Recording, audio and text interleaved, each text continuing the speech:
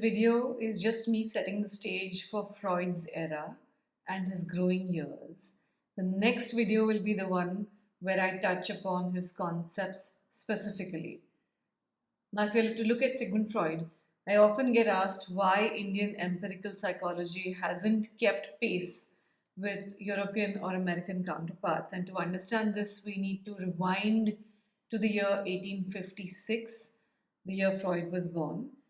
If you think about it, this was just 1 year before the Sipahi Mutiny, also known as the First War of Indian Independence. A huge moment in our history. Meanwhile, around the same time across the globe, you had the Crimean War, which was just ending, and you had Walt Whitman. I have props. You had Walt Whitman, who had just published his groundbreaking Leaves of Grass. It was also the exact same year of Bal Gangadhar Tilak's birth. So they were the same age, making them contemporaries. Now remember that Mahatma Gandhi was not yet born. He would only be born 13 years later. And another little piece of information that I love to show off is that Freud shared a birthday with Rabindranath Tagore, who was 5 years younger than him, and whom Freud would eventually meet in Vienna in the future in 1926. So this sort of a snapshot gives you a glimpse into my mind, but also into parallel worlds of the East and West before and after the birth of Freud. And this sort of context helps me to put things in place as well when I'm studying. I also remind myself that William James was 14 years older than Freud. So he was senior to him by that much time. And this kind of processing helps me to then, or helps my mind's eye to then see Freud. And this is how I'm going to introduce him to you. Okay. When I was 21 or 22 years old, I visited Vienna.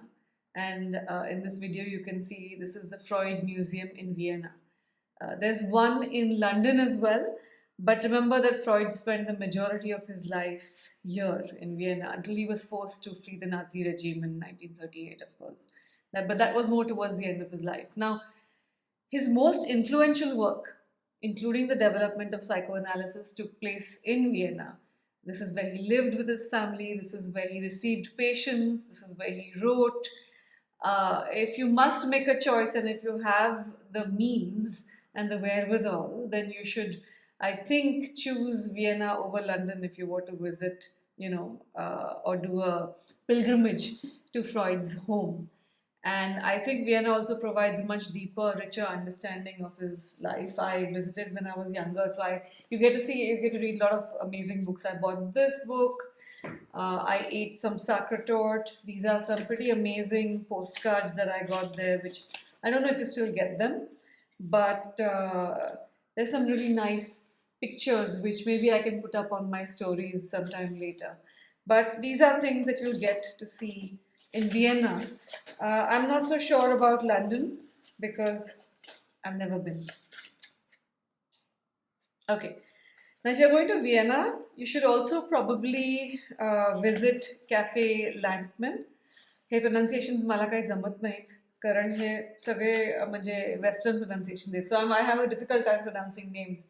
Please excuse my pronunciations. Anyway, so you should visit this cafe because Freud was a regular here, and it's just a stone's throw away from his home at Burgas 19. But my pronunciations yet nahi, so don't judge me on my pronunciations. The table he used to frequent is even permanently reserved for him here. I've given a link to a free audio guided tour of Vienna that you can do by yourself that takes you to all the places that he frequented, including a favorite of mine, which is Huber and Lerner, a traditional sort of company which sells very high quality stationery, where Freud liked to buy his writing paper and for all of his letters. And you know that he had many, many letters. So also, there's no paid promotions over here. I'm not getting paid to do this. There are no affiliate links. I'm too lazy to set those up. But it's a lot of fun. And I think if you're going to go there, it's worth visiting. I'm going to start moving on to something more academic in nature now. During Freud's school years, he studied, unlike what we study in our schools here, Greek, Latin, ancient history, many classics of literature, French, chemistry, biology, Dante, Goethe, Shakespeare. And interestingly, for his final examination, he was tasked with translating verses from, yep, Sophocles, Oedipus the King. Uh, this one is a beautiful version, which has been retold by Geeta Wolf and Sirish Rao. And I like collecting these books. But it's also something worth noting that that was part of his passing his final exam. And this is in high school. And he also experienced his first adolescent infatuation at the age of 17 with 15-year-old Giselle Fluss. How embarrassing it is, for a person, I think, in retrospect, to have all of this stuff about him out there. I mean, I wouldn't want that out if it's about me. Anyway, TMI, or too much information, as my son would say. This detail, amongst other insights into Freud's early life, remained hidden for years in a collection of letters known as the Silberstein letters. These letters were long believed to be lost, but they were unearthed and published in 1989. And interestingly, Freud himself, not just these letters, but Freud made several attempts to destroy his personal correspondences throughout his life, which was noted by some of his biographers, especially Ernest Jones. Now, I empathize with the desire to erase embarrassing teenage writings. But I think Freud gets stuck, or the conversations about Freud point out that his actions are contradictory, given that in his later life his professional emphasis was to a certain openness or exploration of nange se khuda dare, so what do I have to lose? And so this collection of nearly 80 letters penned by Freud to his childhood friend Edward Silverstein is something that I think you should also, if you're a peeping Tom like me, read. Now, after graduating from high school, or what is called as gymnasium, Freud went to the University of Vienna, which is one of the oldest universities in Europe. It was founded in 1360s. I went to Leiden, which was founded in the 1500s, and it's about 450 years old, but his university was founded much, much earlier. Now, initially he considered law, but he changed, and he changed courses like so many of us do, and then he entered the medical faculty. He was mentored by Ernst Bruch, who was a prominent physiologist and advocate of understanding the world through observation and experimentation. I think Bruch's support was very crucial for Freud's early research on, the nervous system, his studies on cocaine, and so on. In fact, Freud would many times call him the professor who shaped Freud the most. So much so that Freud named his fourth child Ernst. Now, the amazing thing to note here is that Bruch was a positivist. He was influenced by the prophet of positivism, Auguste Comte himself. And to those of you who haven't read Auguste Comte, one of his famous contributions is the argument about the possibility of a science of introspection, or the impossibility of it, whichever. William James translated excerpts of this work in James's book, Principles of Psychology, but I'm not talking about James right now. So all of this is happening, and Freud is in Bruch's circle, and Freud meets Joseph Breuer in this networking circle. I'll come to that later. But while all this is going on, Freud also has his coursework, and within his college coursework, he has to take up studies in psychology. It's called Psychology from an Empirical Standpoint, and his professor is Franz Brentano. Now, Franz Brentano's teachings, why are they important? If you read a bit of it, you realize that, oh my goodness, this man also influenced thinkers like Martin Heidegger and Edmund Husserl, the father of phenomenology. So I think to myself, wow, that's a pretty cool teacher to have. I mean, I wish he was my teacher. I also had a pretty good philosophy teacher called Professor Lobo. But personally, again, I think that this emphasizes the profound influence that exceptional teachers can have on shaping minds and potentially, altering the courses of our life. I think teachers should get paid the most, actually. Anyway, as Freud progresses through his studies, he gradually shifts away from Franz Brentano's philosophical idealism, and he becomes because he becomes more drawn to materialist and physiological understandings of the mind. And so that happens to some of us as well, right? We get drawn to this or that depending on what we are reading. So, or what we're seeing, or the climate at a particular time, the scientific climate. So, with Freud, the climate was such that he became more a materialist, or he was drawn towards it at that point. In my earlier talk, I explained what it means to be a materialist. And now, this shift, which happened, I think, also happened because he was very inspired by a lot of scientists at that time. Some of the prominent scientists were John Tyndall now.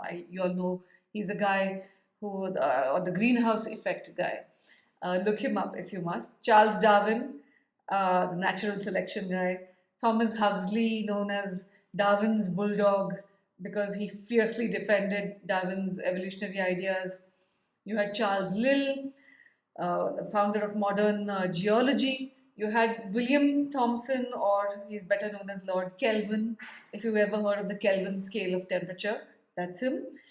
All these people are known for their rigorous scientific methods. All of that was going on. And Freud, like many of his peers, he was influenced by it. And then so he started developing a certain skepticism towards many of the other earlier traditional ideas, including traditional religious views. And he's in his 20s when this is happening. At 21, he started working on his thesis, and he had to, as part of his thesis, verify another scientist's claim of discovering the elusive testes of the European eel. I'll come to that later. But he diligently dissected over 400 eels in 4 months' time, and he found some evidence of the organ in question, but he couldn't definitively confirm its function as a testes. And this happened here at the zoological station in Italy. And why this is important is because eel reproduction was a scientific mystery for a very long time. Unlike many fish, eels don't have visible external reproductive organs for most of their lives. And I think their sex organs only develop during their migration, or a long migration back to the deep ocean. So this made it very difficult then for scientists to identify the sex of the eel through dissection. When Freud published this, it was a peer-reviewed publication, but it's been said that he hid this publication from his CV. I don't know why.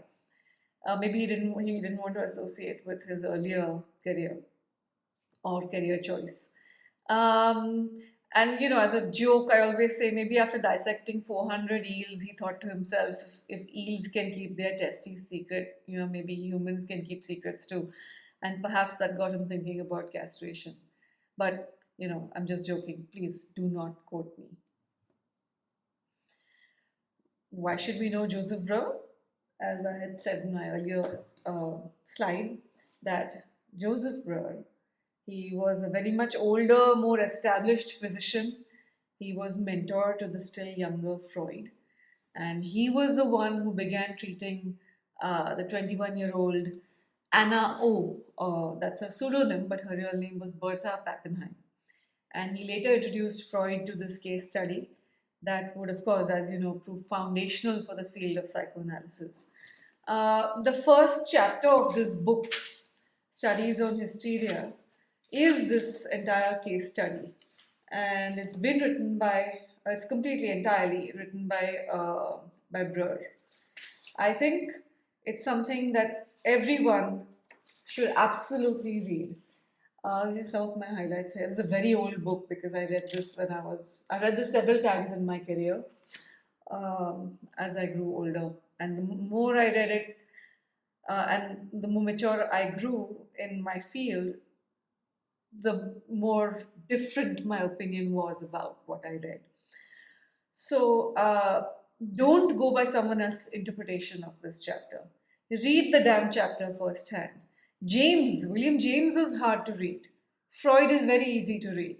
So even if you're not a psychologist, Freud is very, very easy to read, and that's his charm, I think.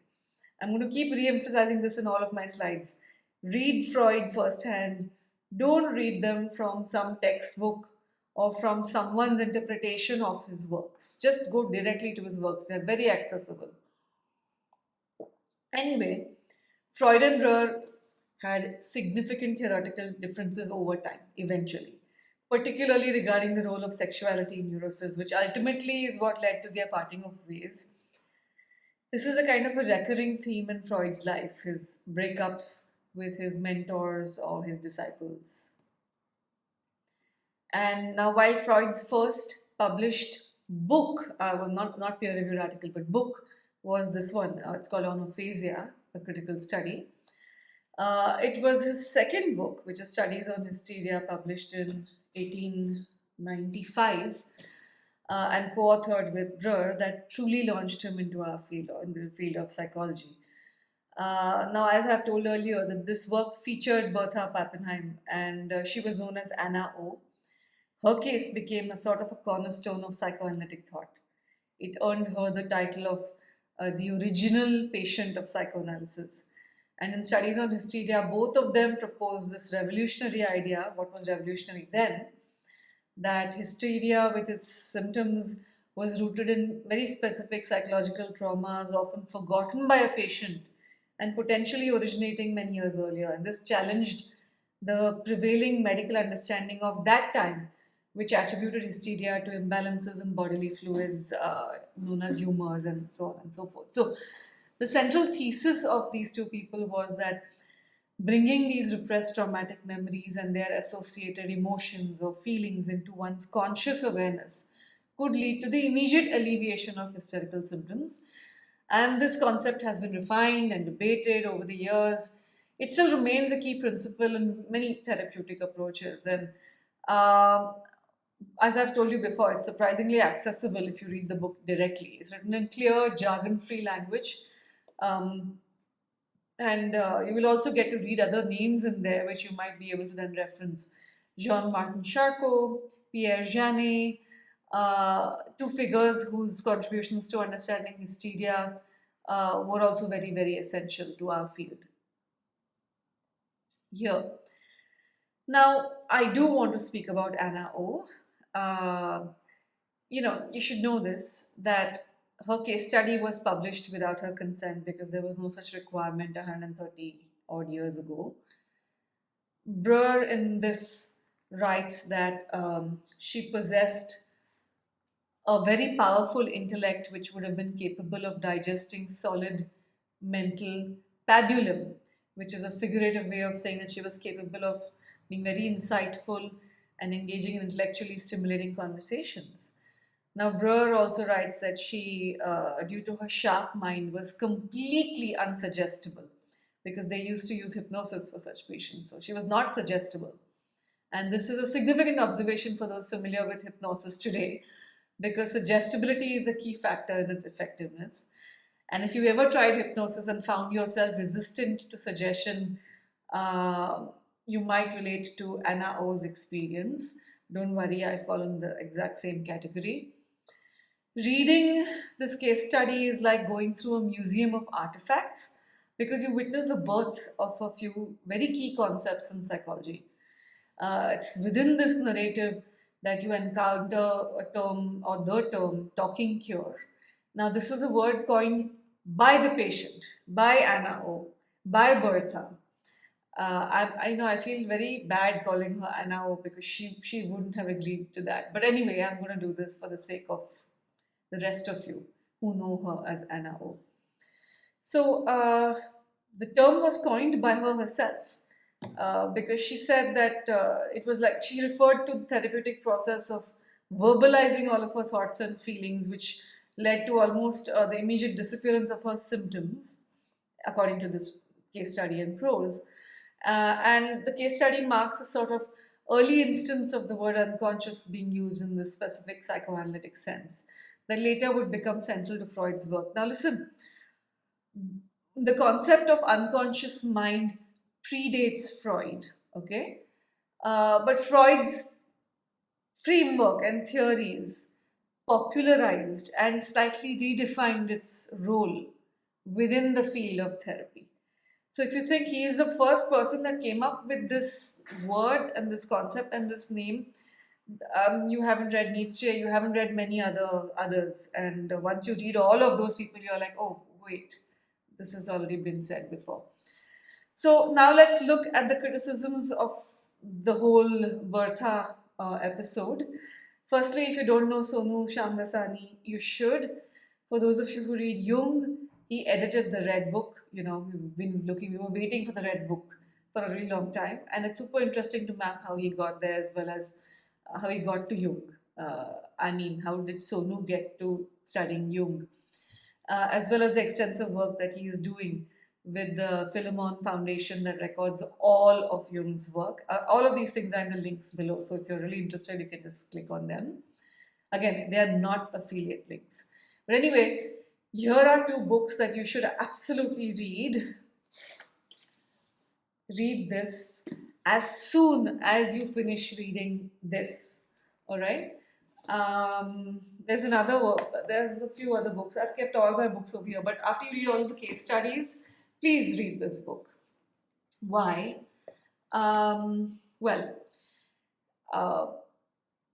Before you read Freud's, one second, I'm sorry. There is also Freud's autobiography. Before you even start with his autobiography, I think you should read this book. The reason is because the author gives, one second, I'm sorry, I'll go back to the earlier slide. It's because Mikhail Borch-Jacobsen, first I just assumed you guys would know what it is, but then I just realized that you probably don't, so I'm going to explain it. That he is a noted, well-known Freudian scholar and literary critic. He's extensively researched the history of psychoanalysis, and he's questioned Freud's fundamentals and his ethics. In this book, it's worth reading the case studies as written by him, especially Anna was the first one, specifically because we're talking about her. His analysis of the case paints a very different picture from the one presented by Breuer and later by Freud. He argues that the two men completely misrepresented the success of her treatment. They publicly celebrated the talking cure and how she was cured, while privately in letters they acknowledged its complete failure. So, there's this and many other scandalizing things which you'll read here, but it's not a scandalizing book, it's just historical. And of course, history can be debated. He gives the reference of historical research done by these two phenomenal people, Henry Frederick Ellenberger. I try to pronounce it like burger. Also, please read him. Apart from the fact that he wrote 40 booklets entirely in Esperanto, he was a very well-known psychiatrist. He was a very renowned historian and a scholar. And the other person is Albrecht Hirschmüller, another psychiatrist, another historian. Both these historians revealed, alongside the later historians, that Bertha Pappenheim, Anna O, never fully recovered and continued to suffer from her symptoms long after Breuer's treatment ended. Jacobsen, the earlier guy, he accuses Freud of fabricating sensational details about the case, particularly after Freud fell out with Breuer. And he calls him, Freud a glamorous artist rather than a serious scientist, because also Freud propagated the idea that Anna's symptoms were linked to incestuous fantasies and a phantom pregnancy. And all of these narratives served to advance his own later theories, but were not really supported by factual evidence. And in short, they blame him for confabulating things. And these critics propose that Freud and Breuer exploited Bertha's case to gain recognition and to boost their careers, because what they claim is that we all know that Freud from the very beginning is someone who always said that he wanted to be well known and he wanted to be well regarded and he wanted to be famous. And by doing so, both of them disregarded privacy. They were quite reductionist and perhaps dismissive of the complexity of these cases, of Anna and Bertha's life and struggles. And according to critics, Pappenheim herself vehemently rejected psychoanalysis. She did not want her early experiences to be publicized or distorted, and she went on to do many great things in social work, in feminism, towards a Jewish community life. She attributed her own healing or recovery to the altruistic nature of her work, which is social work. And by focusing solely on her as a specimen to further their agenda, and by lying about the success of her treatment, these historians say that Freud and Breuer completely misrepresented her illness. And so, how can we believe whatever else that they've done? This is what they have said. I leave you with this drama to encourage you to read everything for yourselves and arrive at your own conclusions. Whether you agree with psychoanalysis or not, reading Freud's work offers, I think, many valuable insights into the development of psychological thought. My goal was to create certain ambivalence in you and hope that you go study and resolve this ambivalence yourself. I think Freud would be very proud of me. But jokes aside, Freud's interpretation of dreams, where is it? Somewhere here. Yeah. Yeah, okay. These are all very old books of mine, so excuse there's Psychopathology of Everyday Life, Interpretation of Dreams. Particularly in the Interpretation of Dreams, you'll find Irma's Injection, the Botanic Monograph, Three Fates, which reveal a very complex man grappling with professional anxieties and ethical dilemmas. We all know this. Now, in the Interpretation of Dreams, he himself exposes his struggles with medical errors and his strained relationship with his colleagues. Now, in this case, it was Wilhelm Fleiss. If you read both these books, that is Interpretation of Dreams, Psychopathology of Everyday Life, you not only see this, but the reference of two patients whose deaths he attributes to his own oversight, highlighting the guilt that he carries. And unlike William James, Freud's writing is much more accessible. Okay, so I think the fact that he does that confuses a person further, or at least someone like me, it confused me. Okay, is he telling the truth? Do you really not know? Is he just human? And so on. With Freud, you can expect the unexpected. I remind myself often that, like the rest of us, he was neither a saint nor a villain. He was a Jewish scholar living in Germany during the rise of Nazism, who endured many personal tragedies like the loss of his beloved daughter to the flu. He had his flaws and his addictions, and I don't particularly like all of the pictures that people show of him with a cigar because, he died of cancer. It eventually, I think, killed him, but he was also an avowed atheist and he championed reason above all else. He displayed generosity, supporting the education of others despite his own modest means.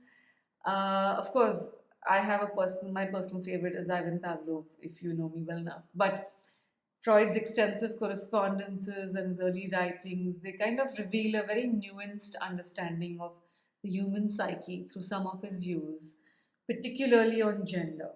And I think they reflect the biases of his time. I also feel he craved attention and recognition and the Nobel Prize. His methods relied heavily on self-analysis and thousands of hours spent with patients. And I know he's been criticized for all of the subjectivity and his potential for bias, but I also recognize that it's a lot of hard work and it's creditable for its time and place, his discipline. He has left behind a legacy and a lot of drama, and his works continue to be read, I think, more as historical documents and literary texts, and of course, his contributions to psychology. So, however you feel about him, his contributions remain undeniable. You can't ignore them. And as a psychologist and thinker, I think critical inquiry is important. So, it's important to not just simply vilify or idealize him, because you don't want cults either ways. You want thinkers, or at least I want thinkers, more of us who think. So I feel that read everything and keep changing your mind about him. Go one way, go the other way. And if I feel up to it, and if I have the time to create any more of these keynotes and videos, I'll continue with this series. My next talk will probably be on some of Freud's classical frameworks and concepts. And this talk is not edited, so you're going to see some ahs and oohs and fumbling in the way because I just created the slides and I'm just kind of talking while looking at the slides. So yeah, I apologize if some of you feel it's not properly cleaned up. But anyway, cheers.